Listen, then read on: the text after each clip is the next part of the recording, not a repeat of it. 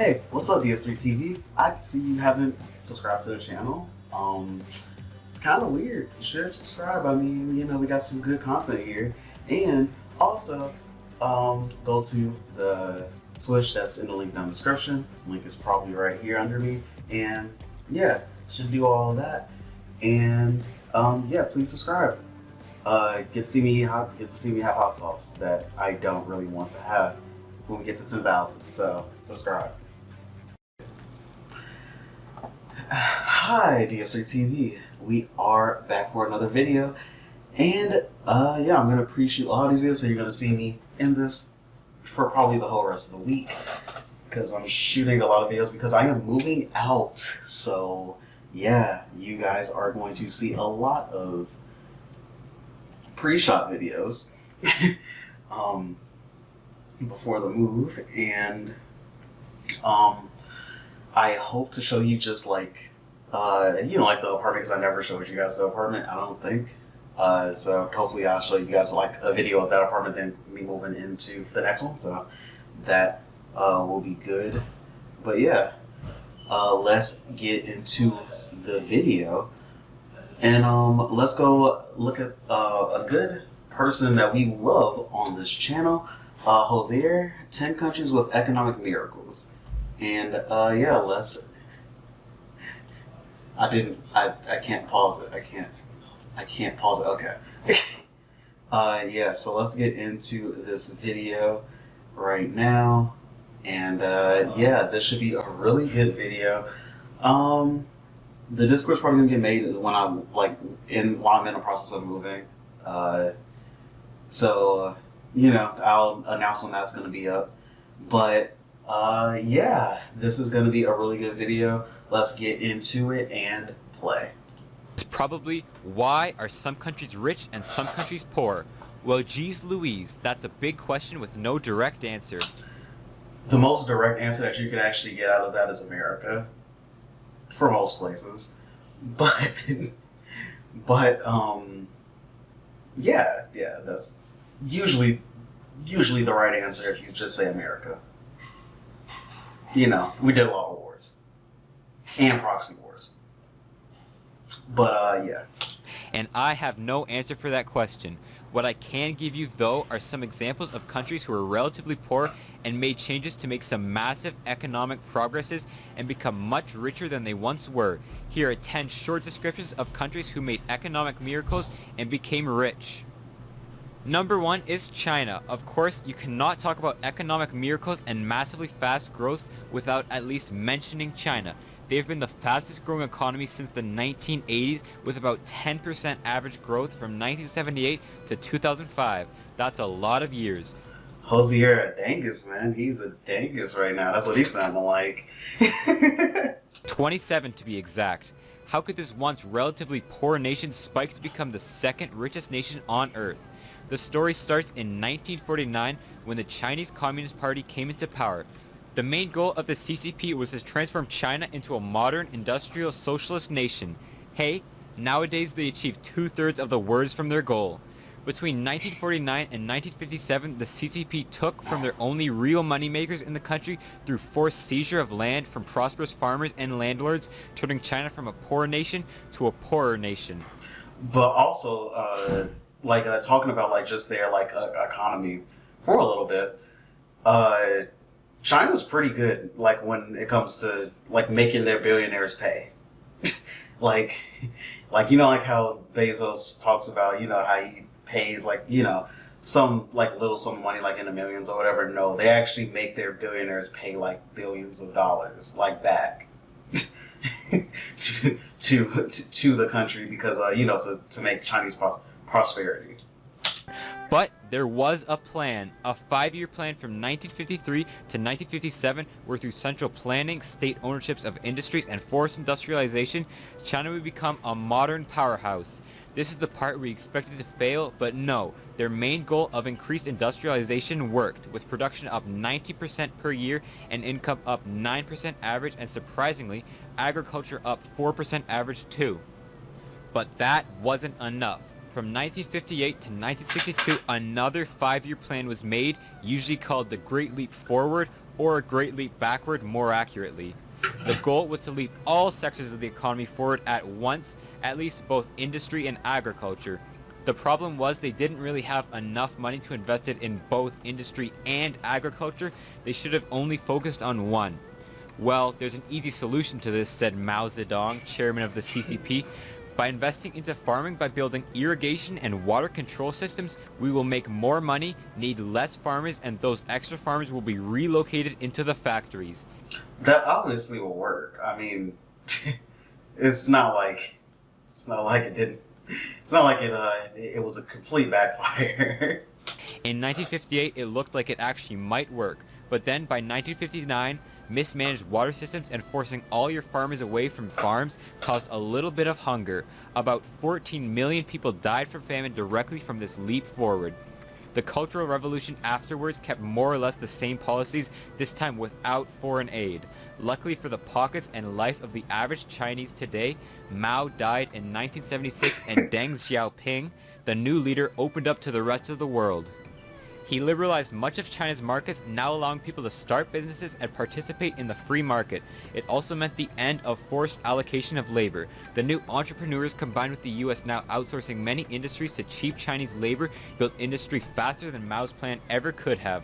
And now China was a major export. Yeah, I mean, in all seriousness, you have to talk about, when you talk about China, you have to talk about, like, how Deng did bring the country to where it is today, because he took it out of, maybe we should just, we do capitalism in our own way. That's, the main thing about their Chinese capitalism.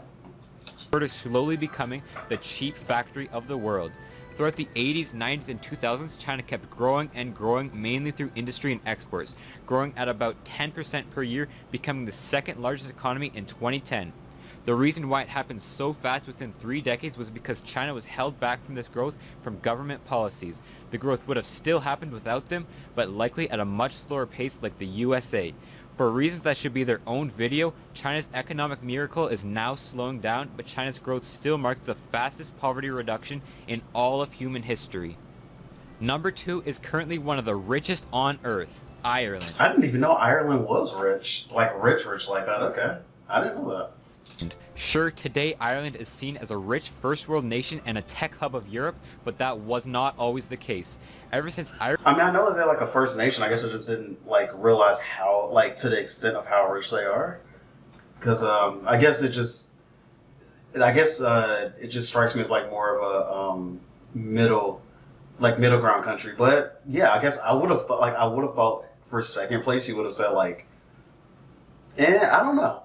Because I guess I would have thought you would have maybe said like Germany or, just like maybe another European country. I don't know. That just, that didn't immediately make me think Ireland. I guess I just didn't think about it. So, yeah. Irish independence in the 1920s, their economy has not been doing so hot. Economic nationalism got them into a trade war with their largest importer and exporter, the UK, and import substitution industrialization, basically blocking off imports to grow their domestic industry, led to hurt consumers and a worse off domestic economy, essentially trying to become a protectionist country but not having a large enough country to make it work. By the 1950s, the economy was fully stagnant. Thousands of Irishmen just left for a better life to the UK, US, or other countries. Their industrialization strategy never really manifested, as Ireland by the 50s was still a primarily agriculture-based economy. Also, not being involved in World War II should be a good thing, right? Not having your whole country blown up should be seen as a positive, but it also means they missed out on the post-war boom and much of the subsidies America gave Europe to rebuild the continent. By 1958... Yeah, the Marshall Plan was really important for literally every country that was a part of World War II. It was time for a change. T.K. Whitaker, leader of the Irish Central Bank, made some pretty big changes, like accepting free trade and taking in foreign investment, which started the process of Irishment. It did okay, but didn't keep up to population growth in the 70s, leading to increased dependence on foreign investment and increased debt by the 1980s. To solve the debt, Irish leaders increased taxes, which led to the Irish cutting their spending and businesses having to leave the country. Unemployment sat around 20% throughout most of the 80s, and it looks like T.K. Whitaker's liberalization was not going to work in Ireland. There had to be yet another change for Ireland to make it rich in Europe. In 1987, taxes were cut, public spending was slashed, and most importantly, markets were deregulated. What Ireland's new strategy was to make the most business-friendly country in the world with the hope to attract some big, juicy companies and take a slice of their profit. Ryanair boomed inside of Europe, and Ireland managed to fish in some pretty small companies called Intel, Microsoft, and Google. They had switched from an agricultural country to a knowledge-based economy, and the rewards were starting to show. 1995 was when real growth started. Now, the Celtic Tiger was in full force. They call it any economic miracle a tiger economy. That's actually sick, and I love the picture behind it too. Ireland went all in on pro-foreign business policies, lower taxes, better management, and a young, tech-savvy, educated workforce were all pretty attractive to tech companies trying to keep costs low. During this period, their income boomed. Ireland passed the UK in per capita income and fished in some pretty big companies like Apple. The new revenues made by the companies translated into more money the Irish had to consume, invest in infrastructure and institutions, and more business. The Celtic Tiger lasted until the 2008 financial crisis, when property and banks in Ireland went kapooey. They recovered well but slowed down the hyper-growth they experienced in the 90s and 2000s. By 2017, Ireland has essentially become the largest tax haven in terms of people on Earth, with an almost 0% tax rate on foreign capital and businesses. Perhaps it was Ireland's small size which made them poor in the first place, but it's also their small size which has let them pursue this pro-business, pro-growth strategy. The third country is in a region not really known for economic growth. It's Botswana. Honestly, if you want to talk about economic miracles, there's a lot of countries in Africa that made economic miracles, like really crazy economic miracles. Botswana has been the fastest growing economy on Earth for much of its history, currently at around 5% average growth for the last decade. They have the highest Human Development Index level in sub-Saharan Africa, as well as the highest GDP per capita and lowest corruption score in all of Africa. So how did they do it, since there's not much in Botswana?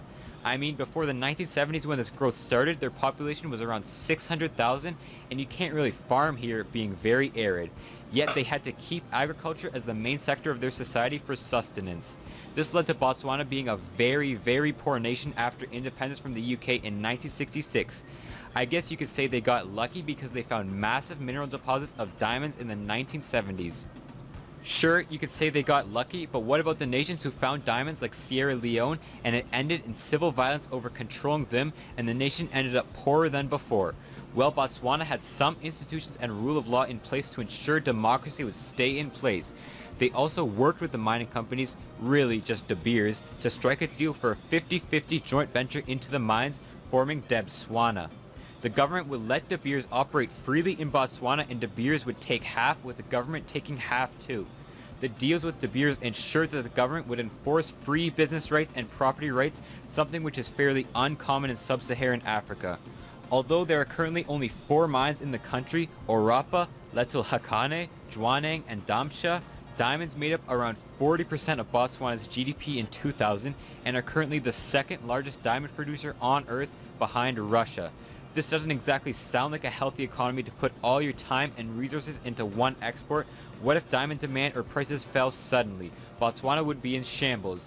In addition, diamonds aren't really that labor. Diamonds are, and technically, not technically, diamonds are a finite thing. So you don't, want to rely on it too long. But it's good for right now, and until you find your next economic thing that can help you push along your economy, a little bit more. Intensive to get. There are not enough mines in Botswana for everyone to work in them, so unemployment is around 20%. So Botswana invested their extra money into institutions, infrastructure, education, healthcare, and businesses to diversify their economy a little bit. This makes sure there is as little corruption as possible, economic freedom, and budget surpluses, leading to one of the lowest debts on Earth, only 15% of their GDP. Unlike many other more protectionist African countries, Botswana also welcomes foreign investments, such as building a Hyundai factory inside of the country. tourism and copyright industries are both growing, now making up around 10% of the total economy each. Botswana is a small country that hit gold or diamonds and used the profit to invest it into itself rather than having a small group of elites fight over who will control the diamonds for themselves. Number 4 is the miracle on the Han River, South Korea, part of the 4 Asian tiger economies. If only there was a country on earth who was rich and had an identical poor country right next to them, one not different in culture. That is so interesting to me. I don't know if you guys ever seen like pictures of like North Korea and South Korea at night or whatever, because you know how you can see like the lights or whatever, like how many people, like kind of like the difference in like how much electricity like one side, like some places have in some parts of the countries and others and stuff. When it comes to North Korea and South Korea, it is a completely different like thing, because this North Korea has like no lights on, like it's nothing there. But like then like if you look at the like South Korea through like NASA's like stuff or whatever, you can see like a whole bunch of lights, which is insane to me. Or geography, but only in leadership and economic opportunities to compare them. I'm not talking about glorious North Korea because that's the best country on earth, but really, Korea is a perfect example on how to make a country and how to break a country. In the 1950s, both countries were similar in how rich they were, both were destroyed by the Korean War, and both were some of the... I feel like I'm gonna get I feel like I'm gonna get a... what's it called for this? I feel like I'm gonna get claimed for this because of the song, so that's one. I actually don't even know. I mean, hopefully I don't, because I don't know if you guys can hear the song in the background. It's playing Gangnam Style, but hopefully we just don't get copyrighted. Let's just not worry about it. Poorest nations on earth at the time. Now let's have them fight, not by a war but by economics, to see which Koreans will be richer, those in a communist dictatorship or in a capitalist dictatorship. That's right, in the I'm not really gonna say it's a communist dictatorship when it comes to North Korea. North Korea isn't really communist. Like, it's weird because like a lot of countries that say that they are communist or whatever, like even the USSR wasn't communist. They had capitalist organizations like they had capitalist organizations in their countries, and also no country it hasn't become communist yet, because if you look at Karl Marx's writing, it is a communist utopia is where there is no money, like no money because you don't need any money. Like money isn't you don't have any currency, right? You just trade things, right? Amongst yourselves. Basically, is more so basically how we lived before like we were like when we were still like cavemen and cavewomen and stuff like that, like when like we didn't really need to have government. Well, we didn't really need to have like money or like monetary wealth or whatever. You just kind of you made your house, you kind of just hunted for your own food and just did whatever you wanted to do, right? Like whatever fulfills you. And that's basically what communism is. What North Korea has is, I forgot, I think it's a necrocracy, sorry, because the grandfather was like the supreme, he was supposed to be like the eternal ruler, which, since he's the eternal ruler, that means eternity. He's still the ruler, so yes, they have a dead person ruling their country. Kim Jong-il he's not the eternal ruler. He's, I think, the supreme leader, which is a totally different thing. That's like lower than what his grandfather was. 1950s, South Korea was definitely not what you would call a democracy, but it was free market and open, kind of like the modern UAE is today. In 1961, a military coup brought a protectionist economy while also using an export-based industrialization method. That's what you would call a juxtaposition. Through a 5-year plan until 1966, they would expand electricity, steel, oil, cement, and coal production, lower tariffs, fix their exchange rate, and make huge investments into science and technology. The markets were structured into large corporate entities called chaebols. Chaebol literally translates to rich family, and that's what it was. big family businesses. You might know some of them today. LG, Hyundai, or Samsung are all chaebols. To let these chaebols grow in power, the leaders of South Korea gave Yeah, South Korea wasn't even a democracy until the late 80s, so workers' rights weren't exactly on the leaders' minds, yeah. them tax breaks, made it legal to exploit workers, and sometimes gave them subsidies. They weren't exactly great for the average worker, but as a way of pulling the South ahead of North Korea, they seemed to be working. One extremely important thing they gave the South was technological innovation, giving educated workers high raises and making a huge incentive to get educated. As they exported the technologies to the world and worker conditions improved in the 60s and 70s, a large middle class formed in South Korea, creating a huge domestic market for the chaebols to create for. The Miracle's growth is one dominated by these massive chaebols. 10 of them were responsible for about 60% of the growth. By 1995, South Korea was the 11th largest economy on earth from one of the poorest. It wasn't until the Asian financial crisis in 1997 when the growth finally stopped. The domination of chaebols have since shrunk, but they are still the largest part of South Korea today. From 2000 onwards, many high-tech products used in the West come from South Korea, like TVs, phones, electronics, and robotics. In contrast, the North has suffered under a brutal dictatorship which takes any profit the workers earn, usually taking their lives as well. While the chaebol strategy might not have been the best for wealth inequality or poverty in South Korea, they sure seem to be doing way, way better than the North. Hold on. Before we get to number 5, I have an important announcement to make. You're being manipulated. Not by me, but by this and this and this. Today's news outlets are less reporting the facts and more twisting the story, and this is where ground news comes in. Ground news shows you breaking news from across the lands of the police. The 5th country is Chile. Lennon wouldn't want me to do that. He wouldn't want me to watch the ad. One not known for being that incredibly rich nowadays. Chile at the time of its independence was one of the poorest nations in the Americas, but today is second richest in South America, only behind Uruguay. In 1973, a military coup took over Chile, with the new leader of the country being Augusto Pinochet. He was an authoritarian type guy running a junta government in Chile, and if you were his political enemy, you would be... Alright, the camera died, but let's get back into it. And the 5th country that we're at, so we're like right in the middle of the video, is Chile.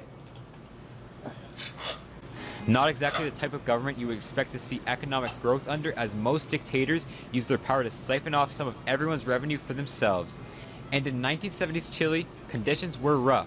Debt was high, unemployment was around 20%, and the banking sector was bankrupt. Pinochet's government did one thing right though. He tried to change the economy by making it more free instead of more protectionist, as most dictators do. He enlisted the help of a group of boys who studied at the University of Chicago called the Chicago Boys. They were the kind of boys who were free market, neoliberal, and laissez-faire, as they say in the biz. They stopped nationalization of industries, import substitution industrialization, and structuralist economies. What they did was shock therapy, basically suddenly getting rid of price controls and liberalizing the market and trade all at once. Capital flows were deregulated, letting anyone invest in Chile, making more industry for the nation. Taxes were decreased, leading to an increased domestic market, and inflation was brought down from 500% to 10%. If any of these sound familiar to my English audience, it's because both Ronald Reagan and Margaret Thatcher based their economic ideas off of Chile at this time. It wasn't able to last forever though. America also did a little bit more than base their economic ideas off of Chile. That's a topic for another video. As the Latin American debt crisis in 1982 made it a lot more spooky for investors to give Latin America a serious chance. This led to many foreign investors pulling out of Chile, a move which would shrink Chilean output by 14%. Sadly, it was also the end for our boys, as the crisis led to the replacement of almost all of them. After the crisis, the new Chile focused on capital controls and bank regulations to avoid another crash. Using the boys' philosophies, Chile also focused on becoming an export-based economy, industrializing that way rather than through blocking imports. In 1990, democracy came back to Chile, but the philosophy of the boys still stayed. The main thing changed was an increased focus on poverty reduction through increased government spending and tax reforms, which was halved from 1991 to 1997. Chile was an unlikely candidate for being a model of a healthy free market economy, being an authoritarian and all, But through these boys and their ideas, Chile has been able to pull ahead of the rest of Latin America to one of the richest countries in the region. Number 6 is, of course, Japan. Yeah, Japan has to be on any economic miracle list, honestly. You see, before World War II, Japan was on the rise, and their new power might have gotten a little to their head. Anyways, they needed to be humbled with 2 big fat nukes. After they were defeated by the Americans, the US went on a huge mission to rebuild everyone's economies and make a big alliance of friends. One of their biggest projects was in Japan, which was poor and destroyed after World War II. Around 40% of their industry was destroyed, with their 1945 production the same as their 1930 production, 15 years behind where they should have been. The Americans controlling Japan started democratizing and making legal changes to the nation. For instance, the Americans demilitarized Japan, and using their newfangled New Deal economics, made some pretty big trade unions in Japan. In total, they pumped about $1.9 billion into Japan to rebuild food production, industry, transportation, and education. They also had a huge surplus from their now defunct military budget. During the post-war period, Japan grew at about 10% per year, shifting to a much more urban society. Their investments into education created the highest literacy rates on Earth and mass technological progress. If this sounds like South Korea with the technological innovations, it's maybe because Japan also used a family-owned conglomerate system for their markets. These corporate structures were called keiretsu, some today being Mitsubishi, Nissan, Toyota, and Toshiba. The Golden 60s, as they were called, brought lower taxes, a growing social safety network, and huge investments in transportation. It also saw an increase in trade and exports. Japan, being a relatively small mountainous island for their population, is not exactly food or resource rich. By exporting things they can make well, like cars and electronics, they can import things they can't make well, like food and oil. This is also the first thing that slowed down Japanese growth. The 1973 oil shock, when prices tripled, hit Japan harder than most other countries, having almost zero domestic oil production. Production in the whole of Japan shrunk by 20% in 1973, but slowly recovered. By the 1980s, Japanese consumerism was in full swing, just like their mentor, the US. It meant an increase in domestic production, but also of imports needing to export even more cars, computers, and electronics.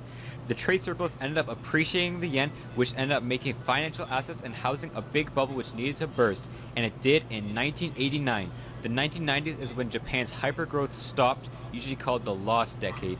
It was characterized by an economy which was just lackluster compared to the earlier Japan, creating a wave of sadness for the whole island.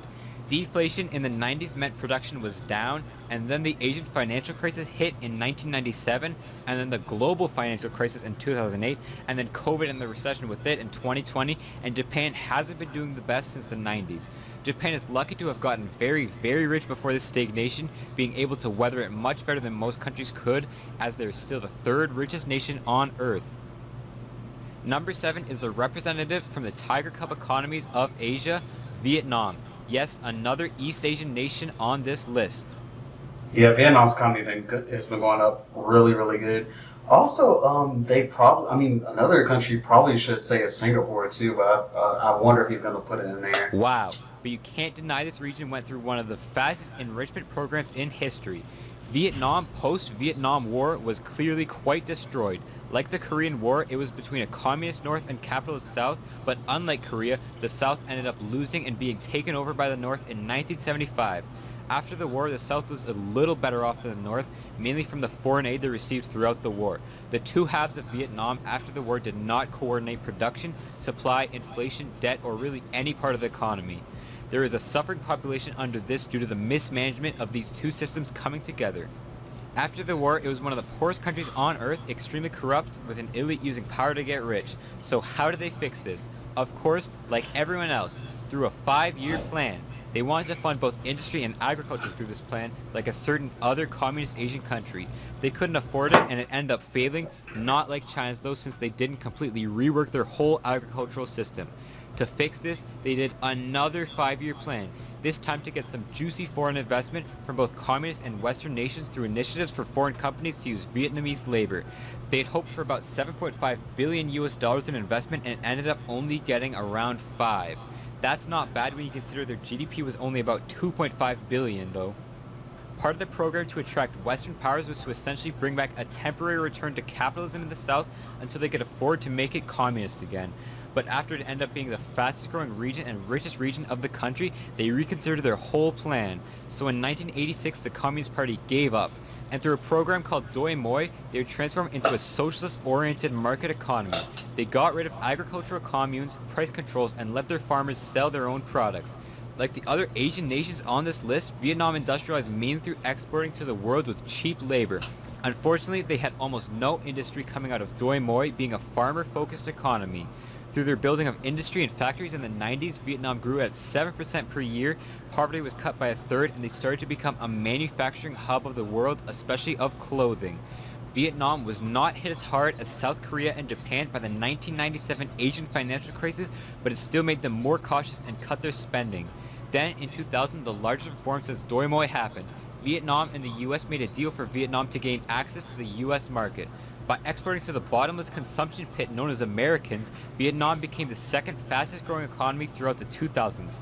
So like China, Vietnam got rid of their communist ideas and opened up to the world, which, who would have guessed, got them out of poverty and made them much, much richer. Number 8 is one of the only countries to avoid the oil curse, Norway. Whenever most countries find oil, it ends up in the hands of a few elites. I wouldn't say that that's technically. I just got to say it because it's not technically communist ideas to shut yourself off from the rest of the world. But all right. Now, yeah, Norway is another good story. But I mean, Norway. Well, yeah, because I was gonna say like Norway. Their economy's usually always been not the worst. In the area. Usually, like the Scandinavian countries, usually haven't really been that bad. Which leads to inequality and civil fighting for which group of elites gets to control the oil production.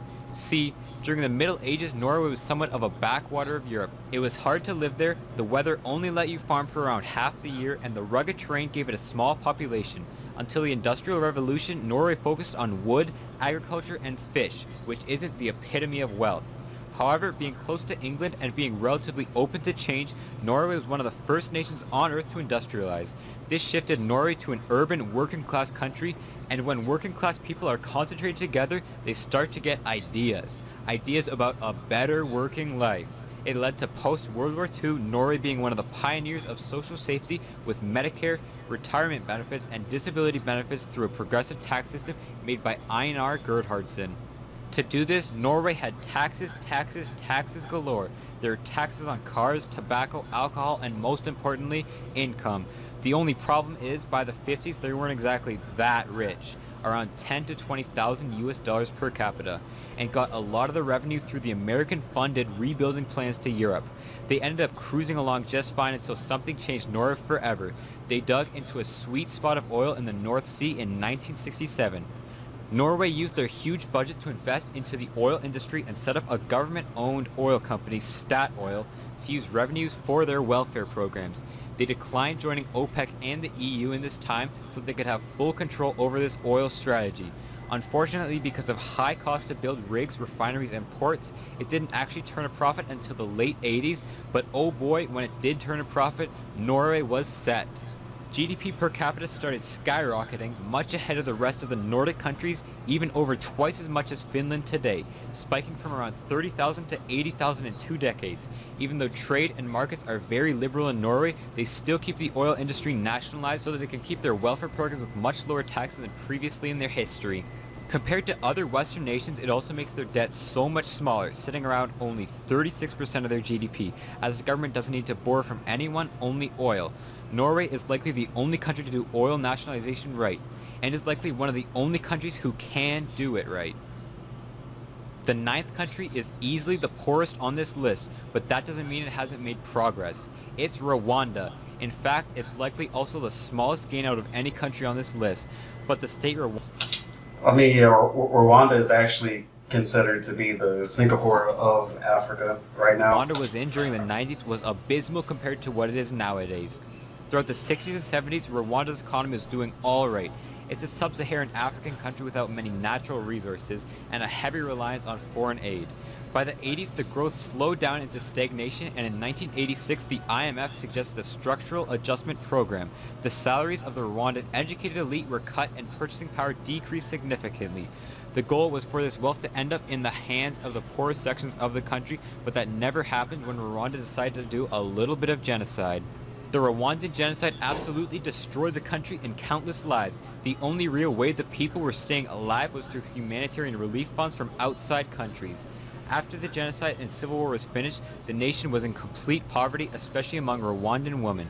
Then, in 1996, Rwanda embarked on their reconstruction mission. They reduced their dependence on farming and shifted into more manufacturing for African and Middle Eastern countries and service industries. With liberalizing trade to foreign nations, Rwanda was able to achieve a 30% growth in 1996. By 1997, the continuation of that strategy had brought 75% of their industrial power back, and many refugees who escaped were coming back to start up businesses in the more friendly Rwanda. The friendlier Rwanda included guarantees you would be able to take out a loan, economic freedom, and privatization of government-run corporations. The real boom didn't come until 2006 though, under Paul Kagame's government, when Rwanda started making a big shift into services. Services today make up around 45% of Rwanda's economy, while industry is only 14%. Under Kagame, Rwanda invested in education, with youth education making up around 17% of the entire government's budget, infrastructure, and fighting corruption. The best thing an African country can have is infrastructure to do business on, and the guarantee that your profits won't be taken by a corrupt police officer. This made Rwanda one of the most attractive countries in all of Africa to invest in. Today, it ranks as the second easiest country to do business in Africa, behind Botswana. Who knows if Paul Kagame's idea to make Rwanda the Singapore of Africa will come true, but so far they're doing some pretty good progress. The last country on our list is a representative of the Baltic Tigers, Estonia. The Baltic Tigers were the growth of all three of the Baltic states post-independence from the USSR, yet Estonia grew the fastest and is right now richer than Latvia and Lithuania, so it is the one on this list. Under Soviet rule, Estonia was sent... I think we know like one thing about Estonia, and that it's like the most atheist country like in the world. That's like the only thing I know about it. Plant, and their industries were collectivized. Their main focus is agriculture, phosphorates, and especially shale. But hold on. As we have seen, maybe communist countries don't work and tend to fail, and the USSR seemed like it was desperate for a change. As the Soviets were democratizing, Estonia and its Baltic brothers gained their very own independent countries. I'm sure you can guess how the growth happened after watching 9 other of these sections. Under a freer market structure and less extractive elite, Estonia's people were able to sell what they had produced to become much richer than they were before. Specifically, the leaders of the Baltic Tigers did 4 things. 1 was to always balance the budget. 2 was run a national audit fairly often. 3 to create a central bank, something missing being part of the Soviet Union. And 4 establish a national currency. Their specific currency at this point was the kroon, pegged to the German mark at 8-1 or 15.6-1 after the euro replaced the mark. Being in a politically wanted region as the link between the West and the East, Western powers invested highly into Estonian industry, being the cheap labor source for Europeans. To encourage this investment, Estonia also used a flat income tax and very liberal trade with almost no tariffs to the EU. Even better than trading with the EU was to be inside of the EU, and when they joined in 2004, growth spiked even faster at around 10% per year. The funny thing about the EU is that trying to join it usually does more for a country than actually being in it. To be accepted into the EU, your nation needs to be fully democratic, have an incredibly stable economy, and be friendly with the rest of the EU nations. You basically need to shape up your country in order to join the best investment opportunity for Eastern European countries. Compared to the rest of the EU, Estonian labor is cheap, which brought companies to their country. Eventually, through all of this investment, Estonia's unemployment fell below EU averages. The Tiger boom ended with the 2008 financial crisis, with Estonian property markets hit hard, shrinking output by 16%.